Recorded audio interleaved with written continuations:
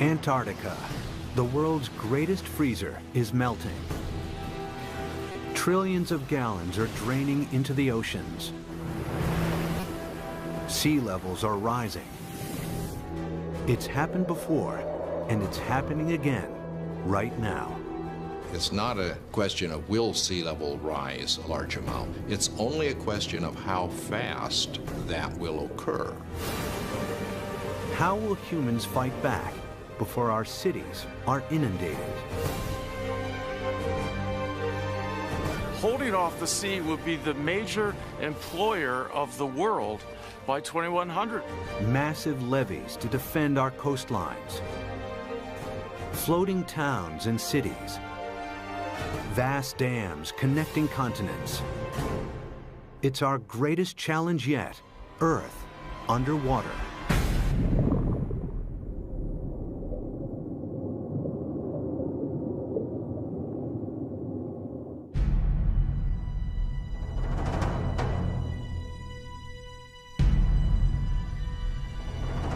This is New York in the 24th century. Sea levels have risen by 120 feet.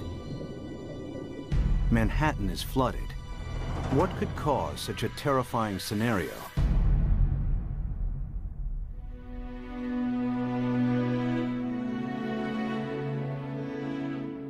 The answer lies here, in Antarctica, where vast amounts of frozen water are locked up in ice.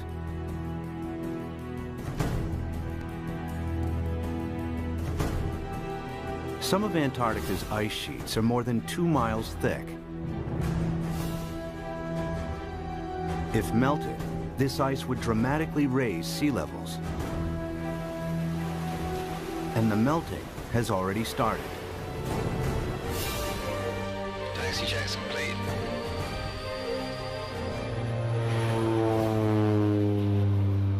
Scientists want to know how much frozen water the continent actually holds, and how much global sea levels will rise if it all melted.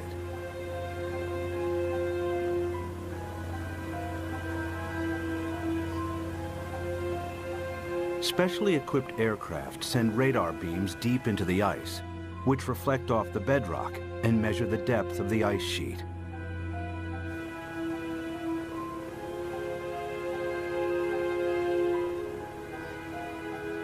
After hundreds of flights, they calculate that Antarctica contains over 90% of the world's ice. Together with Greenland, it's enough to raise global sea levels by an astonishing 230 feet. This is what North America would look like if all of the planet's ice melted. Europe would also shrink. London's Tower Bridge would become a solemn monument in the sea. Berlin would be flooded, as would Paris. But how likely is such a scenario? Is sea level rise reality or myth?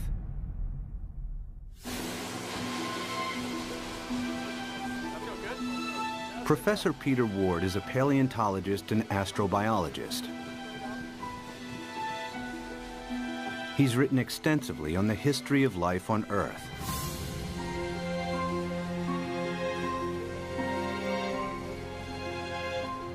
Today, Ward wants to know what would happen to our planet if sea levels rise foot by foot. Somebody give me a zip here. The journey begins in the Florida Keys, a chain of islands south of Miami.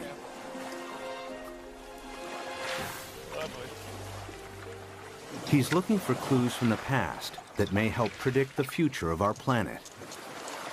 All right, guys, you want to go swimming? You ready?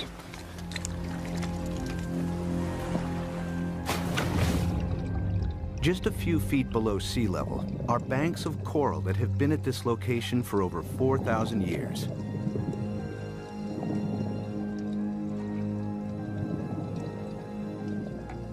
During this period, sea levels have been stable, not just in Florida, but around the world.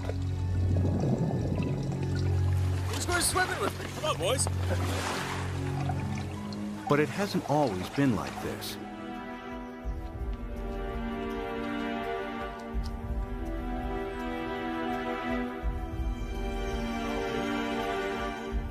A few hundred yards from shore, Peter visits an abandoned quarry that reveals startling evidence from the past. Oh yeah, beauty. Nice. Look at this dude. Sitting right in growth position, grew straight up. Very nice. I came here at a very young 23 years of age. Our professor brought us to this quarry and said, this is a perfect reef, and it is. Look at this big coral sitting right in place. This is how corals grow straight up. And not very far offshore from us, we have these same corals living in place. And these things have to live in at least 10 feet of water. So we're sitting here. There's not been any volcanism. Nothing has lifted Florida up. How could you get this coral this high up in the air now, unless you had sea level, at least another 10 feet above this? It was the first indication to me that sea level, which I knew had gone down and come up, but I had never thought that it could be higher than it is now. If history repeats itself, our coastal cities would be inundated. Sea level rise is not a myth. It could happen again, just as it's happened before.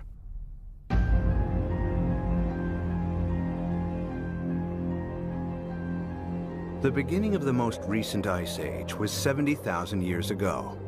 The ice sheets expanded, the planet's land mass grew, and sea levels fell. Then temperatures rose again. The ice receded. Sea levels climbed and eventually settled at today's coastlines. But global temperatures are on the rise again. This time from humans burning huge amounts of fossil fuels. They produce CO2 and other greenhouse gases that heat up our atmosphere. Whenever global temperatures rise, sea levels follow. We have emitted so much carbon dioxide that the amount of carbon dioxide in our atmosphere has increased by about 1/3 in the last 100 years, and it is now higher than any time since at least 1 million years. We expect about 3, 4, even 5 degrees centigrade warming in this century.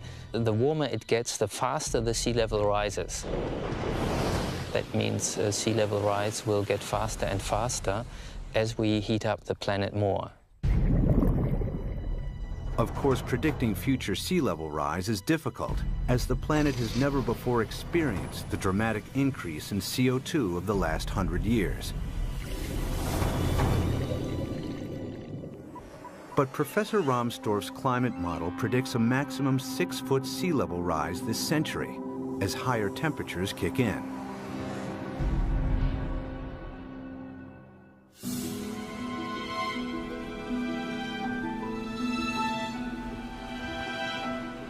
One city that would face inundation this century is Miami, Florida. Just a few feet above sea level, it has virtually no defenses against a rising ocean.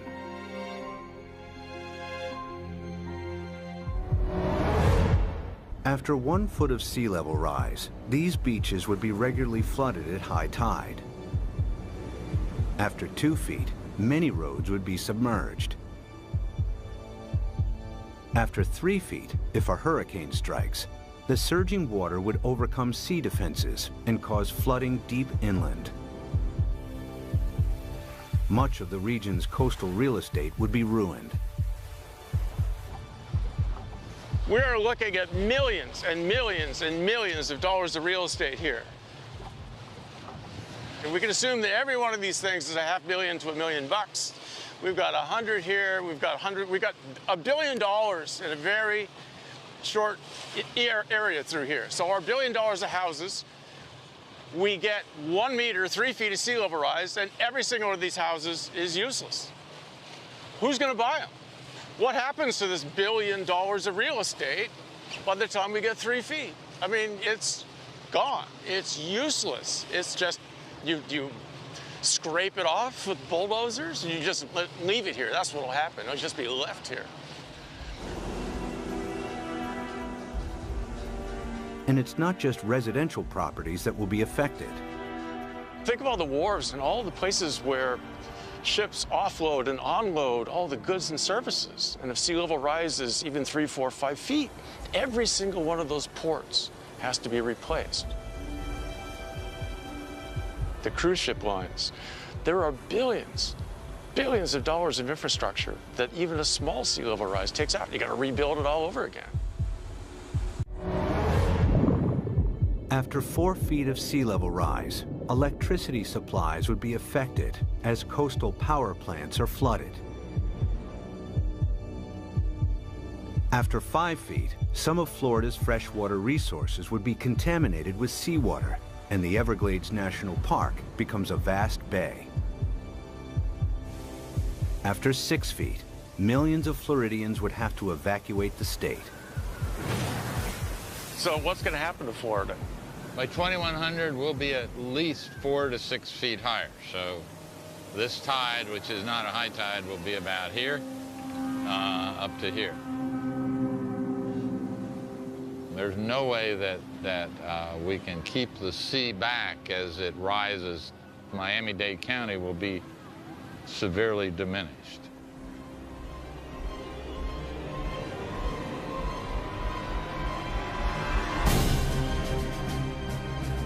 By 2100, after 6 feet of sea level rise, Miami would look like this. There's no way to prepare for this. You can't put levees around the kind of sea level rises we're in for. We're a city that's only a little over 100 years old. We became a town, an incorporated town in 1896, so we're not that old. But we may not make it for the next 100 years. The only way to prevent Miami from flooding would be to construct a vastly expensive system of levees surrounding the city. It would be a major engineering challenge, as Miami is built on porous ground that allows seawater to seep through. Alternatively, if Miami was flooded, the city would eventually have to be abandoned. There are cities you can save and cities that you can't save. And the choices will be based on, can we dike it off, can we put it off, or is this too expensive, not worth the price, not worth the effort? One city determined to defend itself against the sea is New Orleans, Louisiana. During Hurricane Katrina in 2005, large parts of New Orleans were flooded after a storm surge raised sea levels by 20 feet. The city lies several feet below sea level. Its antiquated locks and levees weren't strong enough to hold back the rising sea. As the storm pushed the Gulf's surging waters into Lake Borgne and onwards into the city's canals, New Orleans' sea defenses broke in 50 places.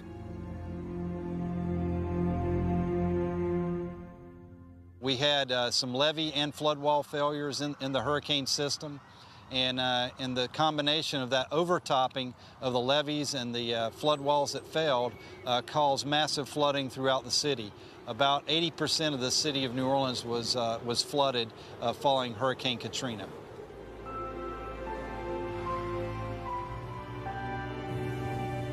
It took weeks before the floodwaters were pumped out and residents were able to return. Among them were Victory Wallace Taylor and her son Peter, who returned home to a badly damaged house. The flood was very bad. They wouldn't let us come and see about our house.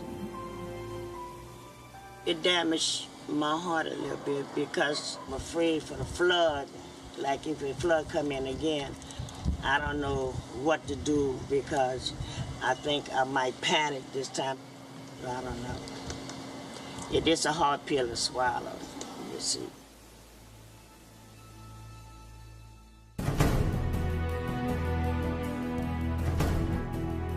To prevent New Orleans from flooding again, the U.S. government is investing billions of dollars in the city's sea defenses. Along the riverbanks, the U.S. Army Corps of Engineers is strengthening New Orleans' levees and locks. Their work here provides future insight into the kinds of construction that may be needed to protect coastal cities around the world against rising sea levels. We learned a lot of key lessons, and some of the key lessons learned were incorporated into the designs for the Greater New Orleans Hurricane Storm Damage Risk Reduction System. And that system is a series of many different aspects. It has flood walls, it has pump stations, it has levees. There's the series that we call the multiple lines of defense. New Orleans defense takes a unique approach against the rising water by confronting the enemy itself. The flood surge that broke its sea defenses approached the city from Lake Borgne, a lagoon east of New Orleans. It's here where the U.S. Army Corps of Engineers is focusing its efforts. What we've done now is we moved the defense of the city out. We're about 12 miles from downtown, about 8 miles away from the 9th Ward, which is flooded. What we've done is we moved the protection from downtown, the heart of the city, left it in there, improved it. We've moved all the way out here, 8 miles out to the edge of Lake Borgne, where we now have this brand new structure which works as a primary line of defense. New Orleans is made up of the best topsoil from the United States that came down the Mississippi River and built up down here. However, back in graduate school, the whole idea was that the better it is to grow something on, the worse it is to build on. Well, this is the topsoil of the nation down here, so it's the worst possible stuff to build in. What you see behind me is the Hawken. It is a pile-driving crane brought in from Seattle, Washington, across the Pacific Ocean, down to the Panama Canal to New Orleans to build this particular gate and the barge gate. And what we've had to do is go down 60 feet through the newer material down to the old Pleistocene clay, and that is our basis. So the main wall itself goes down to minus 130 feet, and the batter piles that brace it are down to 190 feet. All tall buildings in New Orleans, the dome, everything is based upon piles. The new seawall also has to allow ships to pass through.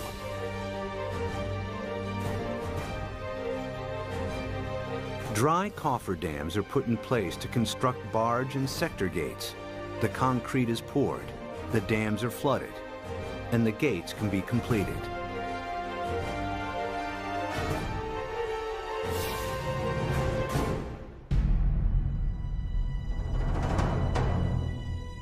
New Orleans' new sea defenses are costing the taxpayer a hefty $15 billion.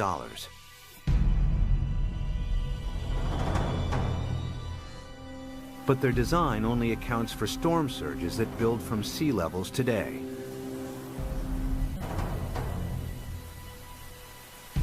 If sea levels rise by 6 feet, any storm surge would be higher as well, and the city's sea defenses would have to be heightened at an even greater cost. Not every country can afford to spend billions on sea defenses. In Bangladesh, many of its 150 million inhabitants live at or just above sea level. Merely 3 feet of sea level rise will have a devastating effect on the country's population. Turns out the area of the world that would be most vulnerable to sea level rise would be Asia. The rice-growing river deltas in Asia, they're very close to sea level. Even a modest 3-foot rise would put half the rice land in Bangladesh underwater. Bangladesh has over 100 to 120 million people, and that number is rising fast. A great deal of its land just simply gets covered by water.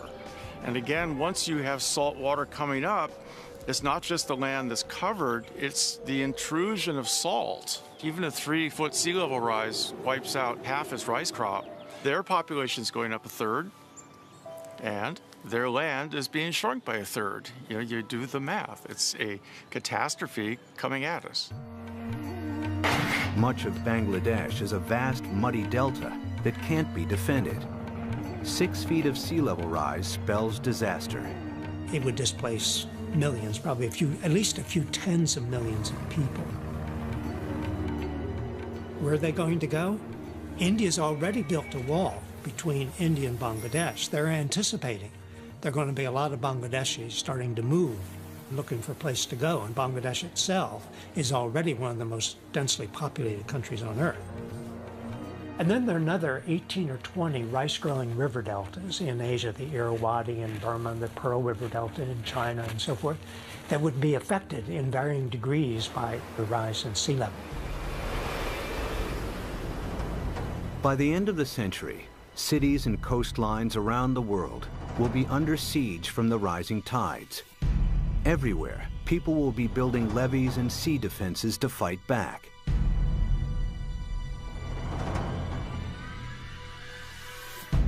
But sea level rise won't stop at 6 feet. They're likely to rise at an even faster rate. As the predicted melt of Greenland and Antarctica accelerates, exposed cities may not have time to build new sea defenses. Clues about the speed of future sea level rise are found during the time of the last ice age. As global temperatures rose, the planet's ice sheets melted into the sea. Sea levels increased by a staggering 390 feet until they settled at today's levels. How fast did this happen? The answer may help predict how quickly sea levels could rise in the next century, and how much time we have to defend our coasts. Professor Rick Mortlock is one of the world's leading experts on past sea level rise. He and his team collect fossilized coral from the seabed. In the lab, they analyze and compare the exact depth and age of each sample. A clear picture emerges of how fast sea levels rose thousands of years ago. We have 2 pieces of fossil coral that was recovered from drill cores off of Barbados. So by dating these samples and knowing the depth at which they were retrieved, we can use that information to create a point-by-point reconstruction of sea level for the last 20,000 years. There's one particular sea level rise of interest. We call it Meltwater Pulse 1A. During that period of time, we believe sea level rose about 20 meters in 500 years, or about 4 to 5 meters per 100 years. If the same happens again, it would translate to as much as 16 feet of additional sea level rise in the next century. Factor in today's affairs, and the rise may be even faster. If we don't get emissions under control, the rate of sea level rise will keep accelerating. And so in the next century, it's not only that we get the additional 5 to 7 feet that we got the last century, that's going to happen, but we add on to that. So now we're looking by 2200, probably at least 15 feet above, and probably 20. By 2100, the cities will know that they are doomed. The coastal cities, anyway. If the oceans rose with accelerating speed, the planet's most exposed cities may not have time to build adequate sea defenses. Sea levels would rise by 16 feet per century. New Orleans could flood, followed by Miami.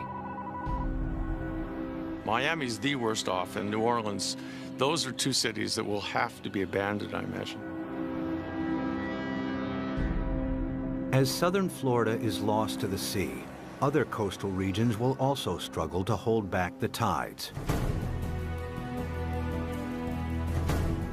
Among them is the San Francisco Bay Area, with its 7.5 million people. The San Francisco Bay Area is particularly vulnerable to sea level rise because of our history.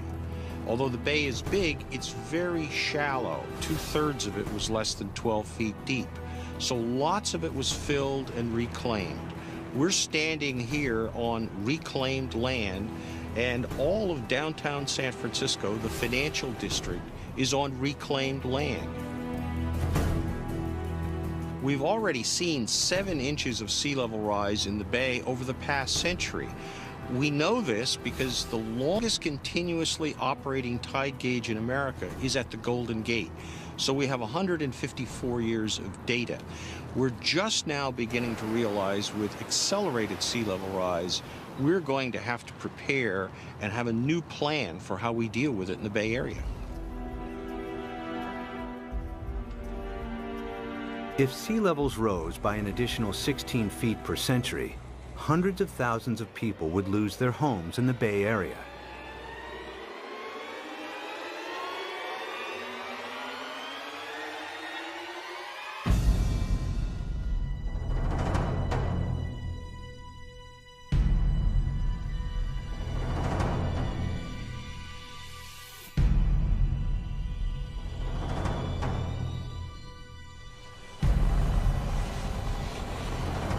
To protect San Francisco Bay, levees would have to be built on a massive scale.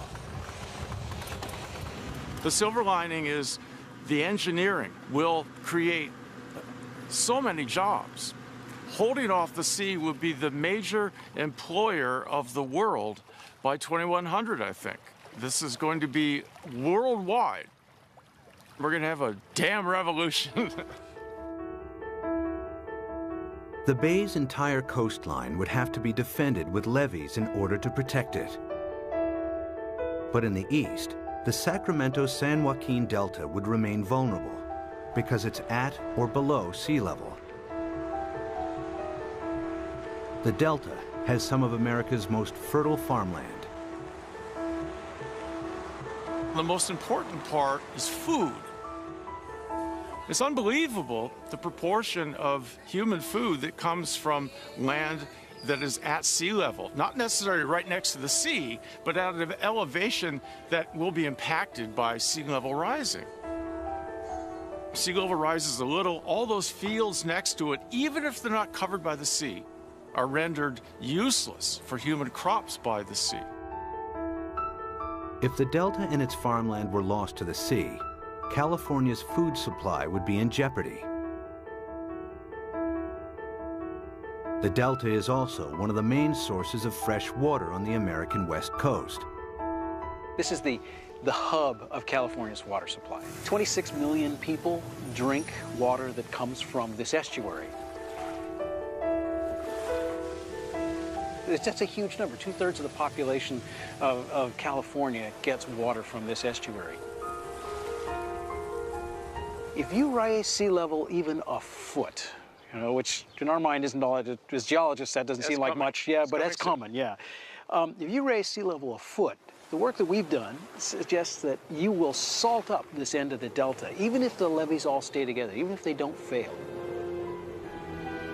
If sea levels rise by 6 feet this century, local rivers will be contaminated with salt, and California's main fresh water supply will be lost.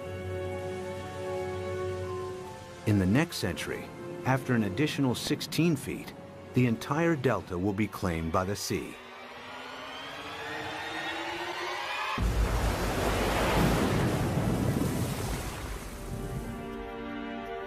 But there may be a way to defend both the delta and San Francisco Bay.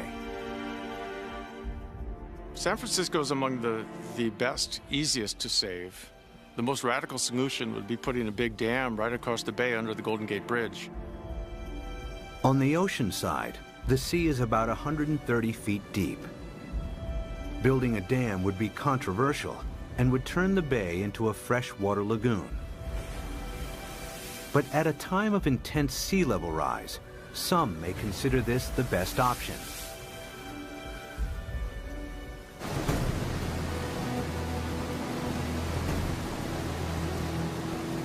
Using cutting-edge technology, huge dredgers could pick up sand from the seabed nearby and deposit it as the dam's foundation.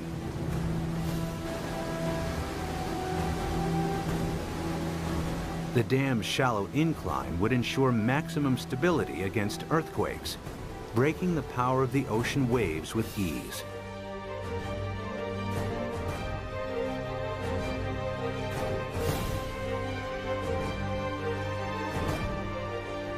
Vast pipes and pumps would be installed to keep the bay's river water flowing out to sea.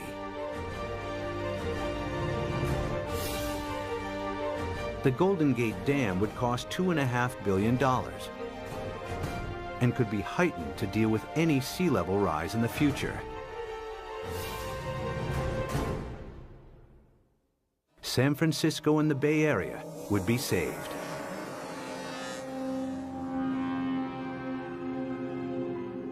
One region that may benefit from the U.S.'s sea defenses is the Mediterranean. It's flanked by countries both rich and poor that have thousands of years of history.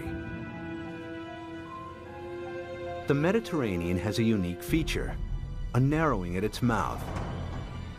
The Straits of Gibraltar are between 10 and 20 miles wide, stretching from southern Spain to Africa.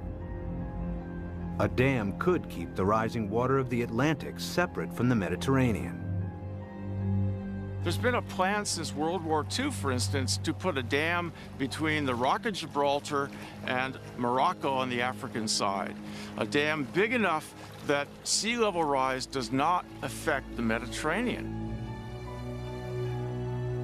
But building a dam here has one major drawback.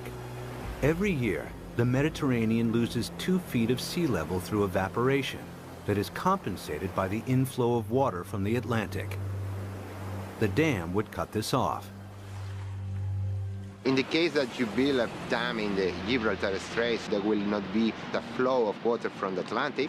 So in the case that you cut the flow, so there will be a evaporation, there will not be compensation, and there will be a permanent drop of the water level. After years of evaporation, the Mediterranean would turn into a stagnant saltwater lake. Eventually, the sea would dry out.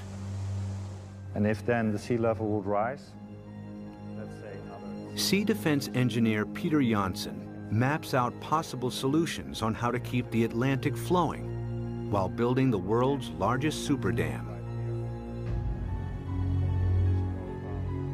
I looked at the surroundings. I looked at what may be required to make a closure. And then, well, I thought it may be feasible.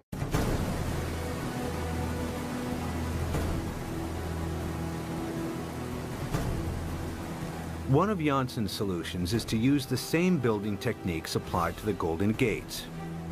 The dam would be 20 miles long and tower 1,250 feet above the seabed, the same height as the Empire State Building. Another solution is to keep the natural flow of the Gibraltar Straits. Huge amounts of Atlantic surface water will flow into the Mediterranean. At a much lower depth, some of the Med's saltier water will be pumped back out again, keeping the sea's salt and sea level stable. The world's greatest super dam would cost $275 billion. The total cost related to what may be the impact for all the cities around the Mediterranean, it seems acceptable. It may be a solution. The Gibraltar Dam would be the world's largest man-made structure, using enough rock to build 1,000 Great Pyramids. Although the dam would cut off the migration of marine life between the Med and the Atlantic, it would save the entire Mediterranean coastline from flooding. It's certainly technologically possible. The old cradle of civilization becomes really the center of civilization. They would be the last coastal cities never affected by sea level rising.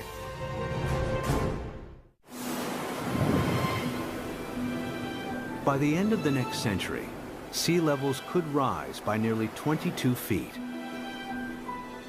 Some cities may be saved through the construction of super dams. Others that can't be defended are lost to the sea. Exposed countries too poor to build defenses are flooded. Around the world, hundreds of millions are displaced. It's likely that by the 23rd century, the ice sheets will melt at an even faster rate, and that the oceans will rise with increasing speed. The planet's growing population and a continuing hunger for cheap energy could make it worse. The problem that I see again is the number of people. Every new person is going to want housing. Every new person is going to need food, obviously, and want transportation. Let's say that all of us cut our gas emissions. So 6.5 billion of us cut down by a third all our usage, and then we raise the population by a third. All those new people are just adding back to what we've cut away. Some scientists believe that our CO2 levels could quadruple over the next centuries. It would mean reaching CO2 levels last seen over 50 million years ago, when there was no ice on the planet and when sea levels were more than 230 feet higher than today. In the worst case, if we are so foolish as to burn all the fossil fuels so that carbon dioxide increases to more than 1,000 parts per million, then there's no question we will melt all the ice on the planet, which would mean a 75-meter or almost 250-foot rise in sea level. It's not millennia. It's not going to take thousands of years. The forcing of humans is so large that it will do the whole job within a timescale of centuries, I believe. This is the worst-case scenario. CO2 levels triple, global temperatures dramatically increase, and the Antarctic rapidly melts. The world's coastlines are eroded as sea levels rise by an additional 50 feet by the end of the 23rd century. One rich city that would struggle to defend itself is London, Western Europe's largest metropolis. Its main river, the Thames, is tidal, and water levels vary by up to 22 feet. The Thames barrier defends the city against storm surges from the sea. If a tide is unusually high, the barrier closes its gates, and inner London is protected. If sea levels rise by 6 feet, the barrier would have to be replaced by a huge seawall upstream. But if they rise by 50 feet per century, there may not be enough time to build adequate sea defenses. It would be a disastrous situation. It would mean you simply can't inhabit the coastal areas because you will have a continually changing sea level. So we really do not want to go down that path.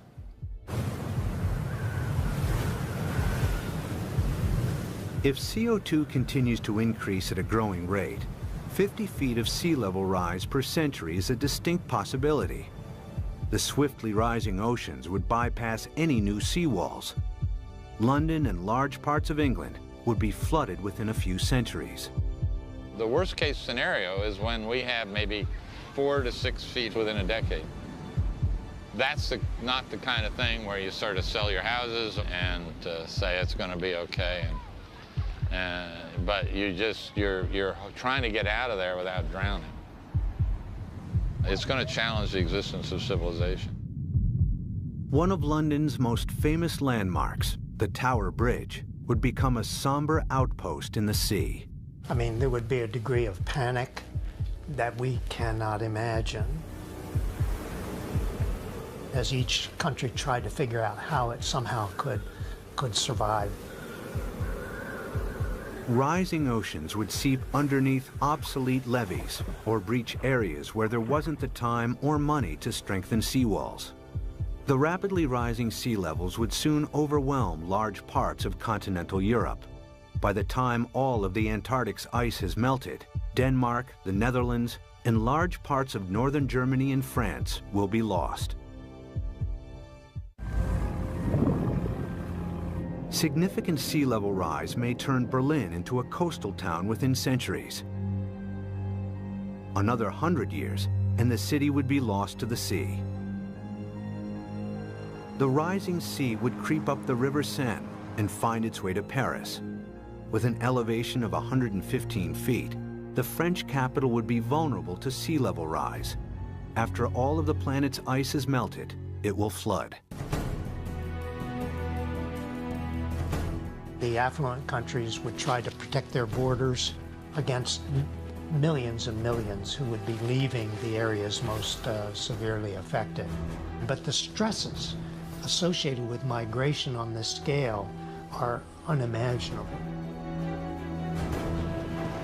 The meltdown of the planet's ice sheets would completely transform our world. But even as our coasts are pushed back by the rising oceans, resourceful humans would try to adapt.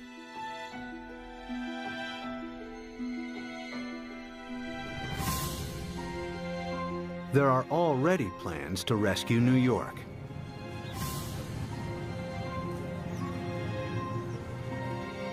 Manhattan Island is flanked by two fast-flowing tidal rivers.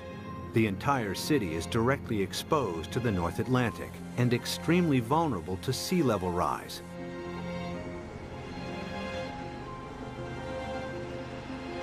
Professor Malcolm Bowman is an oceanographer and expert on the effects of sea level rise in New York.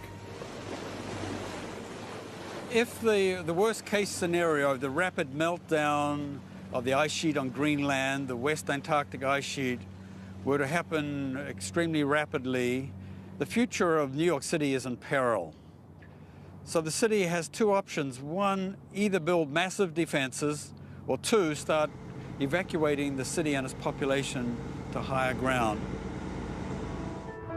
The flooding of New York's underground installations would only be the first in a series of catastrophic events. After the first 6 feet of sea level rise, parts of lower Manhattan would be submerged. If sea levels rise by 50 feet, the water would move into Times Square. Behind me is the Manhattan Bridge. With sea levels rising 250 feet, that bridge would have seawater lapping around the roadway. New York City as we know it would not exist. But there is a way that New York might adapt even to extreme sea level rise. The idea is to build on water. Here in the Netherlands are several communities of floating houses. Koen Olthaus is a visionary architect who believes these houses are the beginning of a new trend in design and construction.